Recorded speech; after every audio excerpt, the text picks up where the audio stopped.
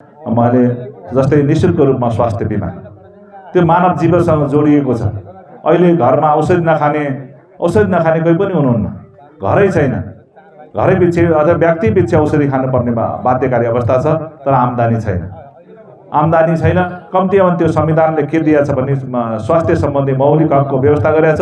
त्यो हकलाई कार्यान्वयन गर्ने क्रममा मैले काली गण्डकीमा निःशुल्क रूपमा कम्तीमा पनि 1 वर्षमा 1 लाखसम्मको औषधि उपचार उसले निःशुल्क रूपमा गर्न पाउनुपर्छ। त्यो व्यवस्थापन पालिकाले गर्नुपर्छ अथवा सरकारले गर्नुपर्थ्यो, सङ्घीय सरकारले गर्नुपर्थ्यो, तर मैले पालिकाको तर्फबाट व्यवस्थापन गरेँ।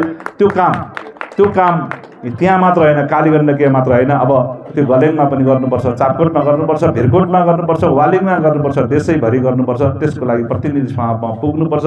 त्यहाँ कानुन बनाएर त्यहाँको राज्यका स्रोत साधनलाई समान रूपमा नेपाली जनताले पाउनुपर्ने अथवा उसले प्राप्त गर्नुपर्ने अधिकारलाई स्थापित गर्नुपर्छ भनेर म प्रतिनिधि सभामा मेरो उम्मेदवारी प्रस्तुत गरेको कुरा तपाईँहरूको बिचमा राख्न चाहन्छु।